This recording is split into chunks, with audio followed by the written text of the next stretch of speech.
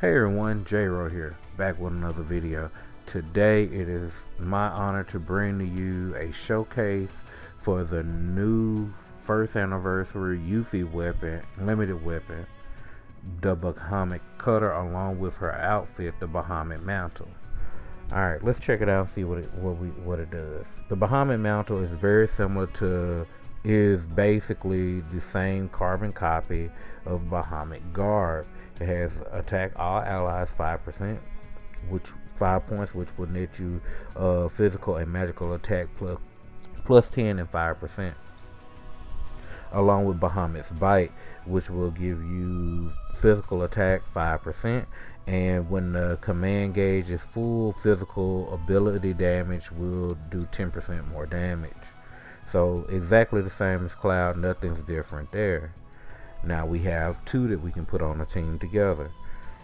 So let's take a look at the Bahamut cutter, which is her weapon. At OB10, it does 1080% physical non-elemental damage, ranged single enemy, with a crit rate of 10%. It also increases magic defense mid-tier to all allies for a duration of 25 seconds. And then can go to high on the second cast with an extension of 8 seconds. Then if the target is debuffed, then Yuffie will do 1.3% more damage. So that means Yuffie can go upwards to 1404% damage, 1404% damage. That's the highest damage percentage outside of Nailbat in the game right now. Our abilities, we have physical attack all allies 46 and physical ability potency 39, with the materia slots being physical attack boost, and circle sigil boost. First thoughts on the weapon. Overall, it is a good weapon. I am really glad to see them release more of the physical attack all weapons and more in this style, like similar to the Bahamut Greatsword. The reason being is that these are able to be equipped to any character when you put it into a full perspective. Unlike when you had with Stream Garb, Stream Saber, and Stream Slasher, the other physical attack and the one magic attack one, because those are all tied to an element, so you generally don't really want to just throw them onto a character for no reason. Because those have respectively water pot, fire pot, and ice pot. So with these, you like this one Bahamut's Greatsword and Sephiroth's Protector Blade, those can go on to any character at any moment because they're raising the damage ability of the damage of whatever ability type that they're using.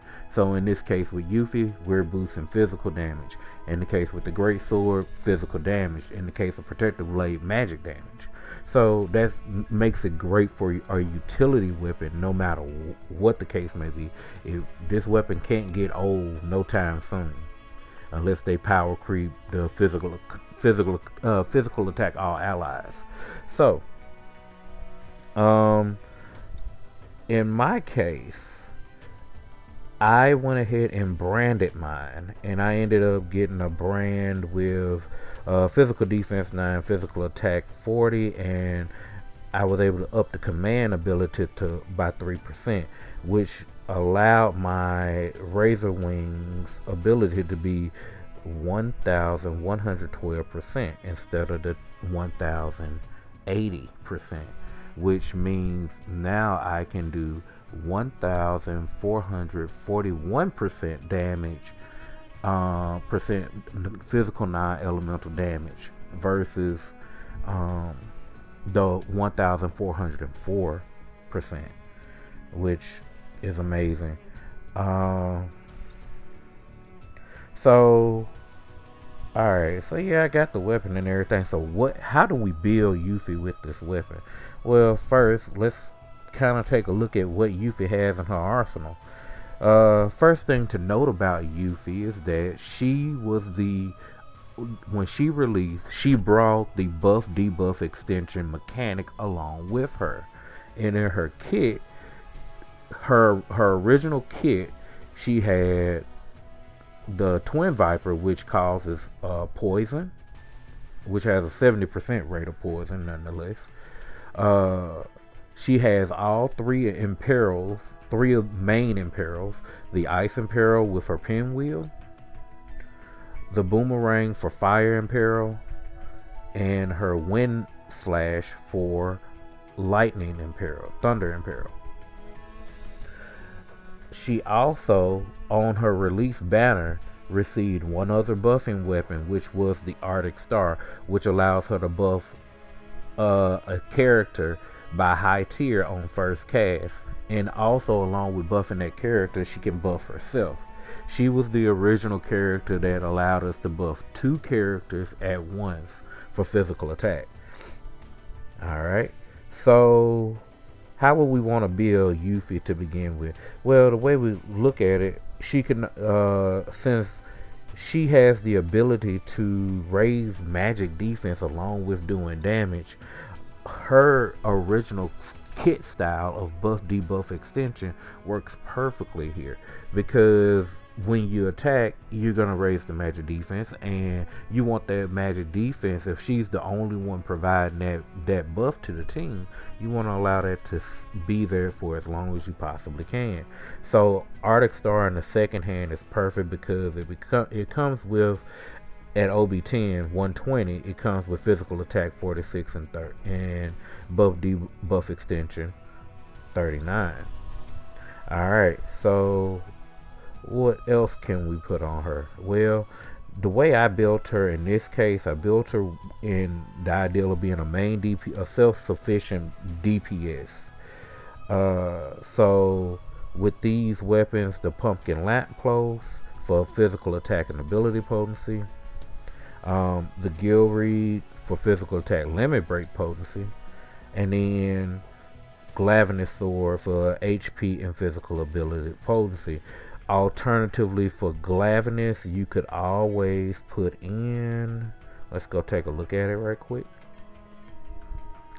You could always put in, if you have Amaranth's Claws, or the weapon that's in the generic pool, Twinkling Star. Also, you could also use Mad Minute, even though it's kind of more like the reverse of the HP and the physical ability potency.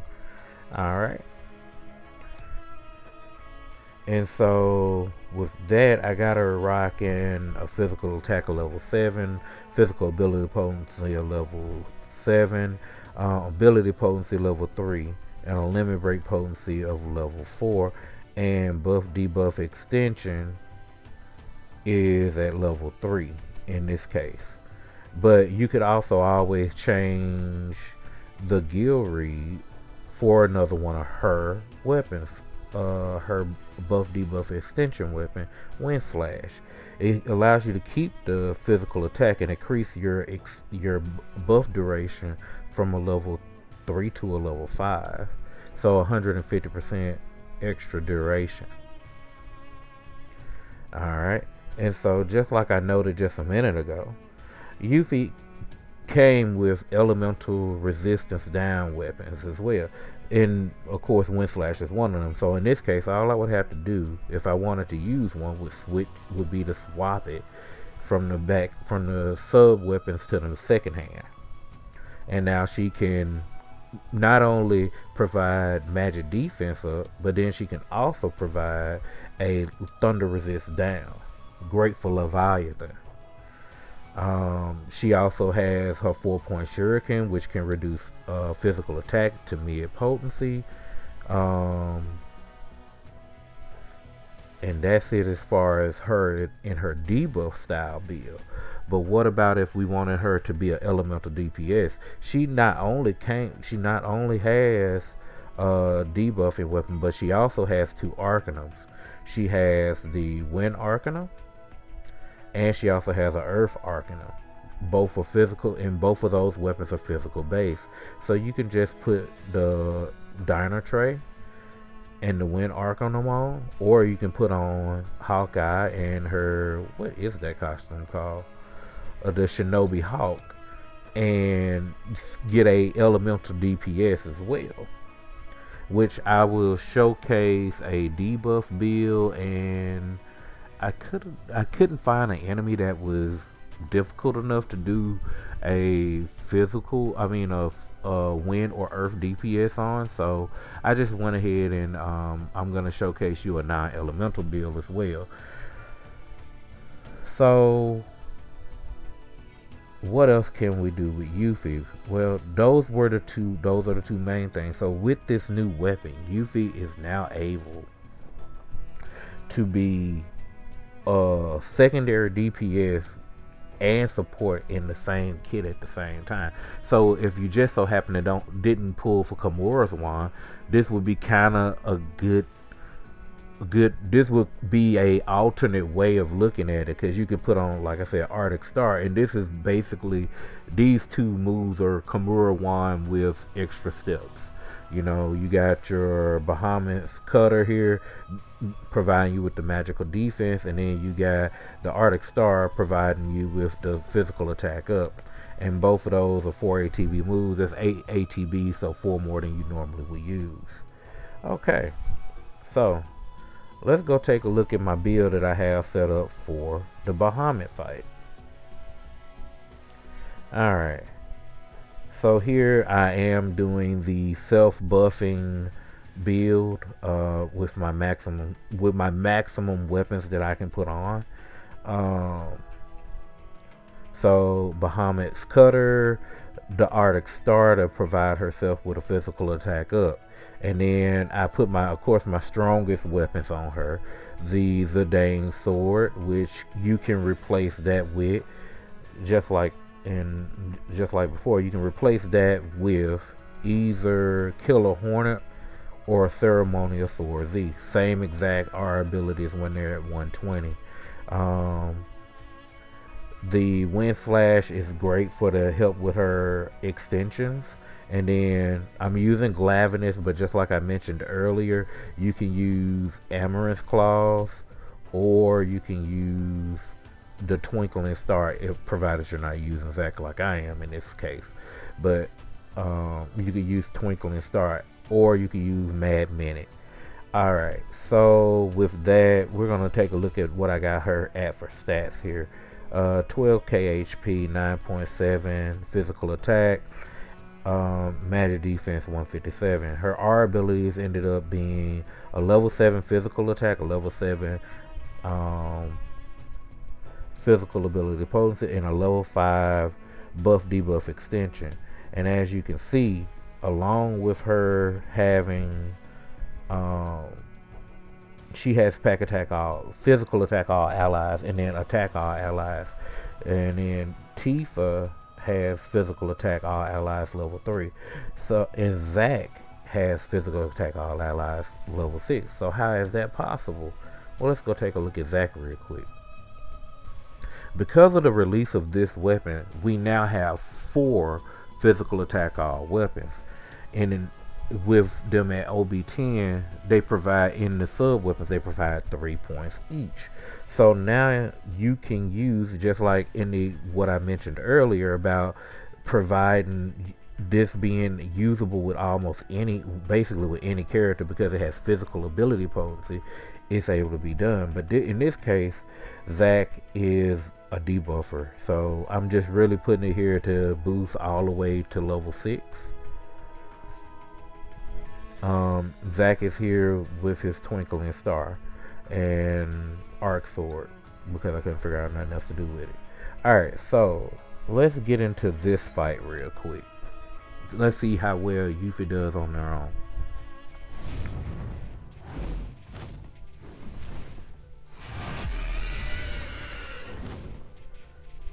Alright, Bahamut, my faithful testing buddy.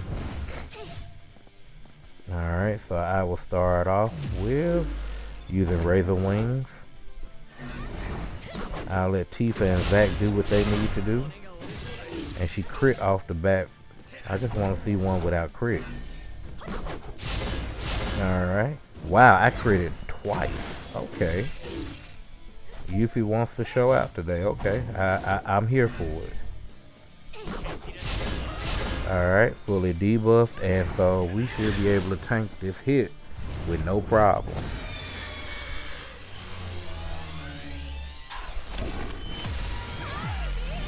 And nope, no problems. Okay, Yuffie. Well, let's give yourself a boost with your feisty spirit. Alright, and we'll just let them to do what they need to do. And now Yuffie, let's see what you boosted in full command gauge. Oh, that wasn't a full, I switched it too soon. Alright. Now let's see.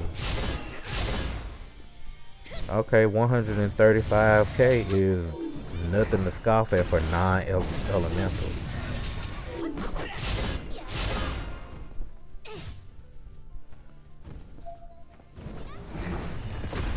I don't want you to hit us, so I'm gonna hit it with the limit break. I don't have the gill read on, so this is her actual damage for her limit break here. Not bad, 67 for that. I'm just gonna neglect Tifa here for a minute. I'm gonna let her cure. And final hit. No, not the final hit.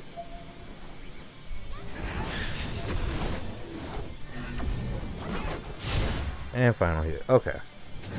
So not bad. I mean, so Yuffie can DPS down basic Bahamut EX2 with no problem.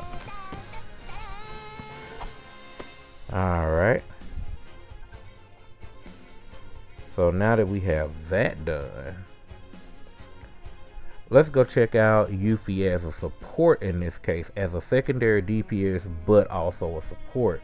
So we're going to the Bahamut Ifrit fight. Yes, I still decided to pick on Bahamut here. Yes, I did.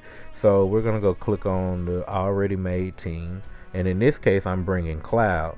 And we saw what Cloud could do in my last video against Bahamut Ifrit on his own. But now we're going to see what happens when he's teamed up with Yuffie. And Yuffie is here to provide us with the Ice Breach on Ifrit versus me having Red 13. And once again, I'm bringing Zac along. Zac is being a healer here, and magic debuff and physical debuff, physical defense debuff. So this shouldn't be a very hard fight, and we'll see what happens. Let's get into it.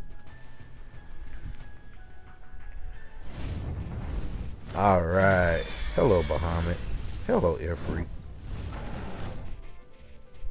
Oh, you're gonna be nice today.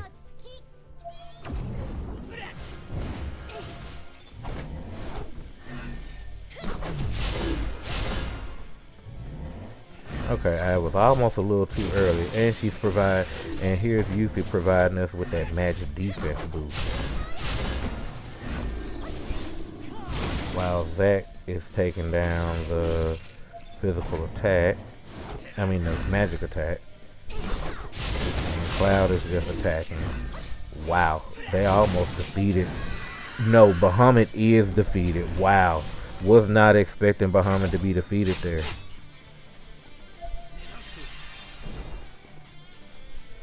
We're gonna block Hellfire here. Alright. Now we can let Cloud go off on Ifrit, and Yuffie can attack in between.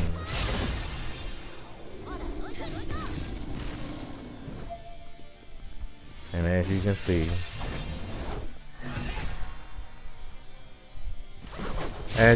the team had no problems whatsoever taking down Bahamut Ifrit, and this was even earlier than when Cloud, of course, was by himself doing this. So you can see the difference in when you have a support unit that can actually do damage while also providing that needed support.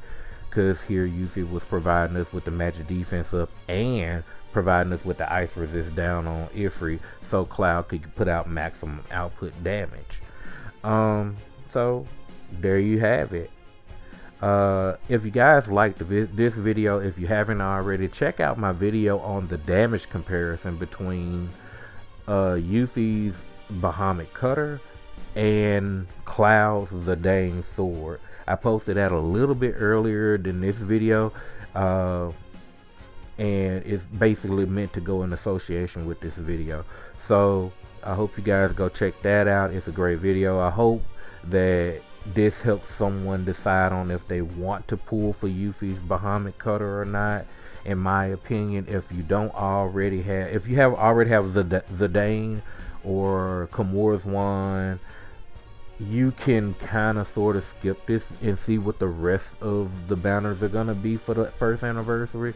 But other than that, I would say if you don't already own, if you're a Yuffie fan and that you really want a good weapon for Yuffie, or you want that utility of the physical attack for all allies that you can put on any character, this is a great weapon to go ahead and pick up. But I also would suggest for you to just wait until we see what Aerith and Tifa have in store for us. Alright, with that being said, I hope you guys enjoyed the video. I'll see you in the next one. Later.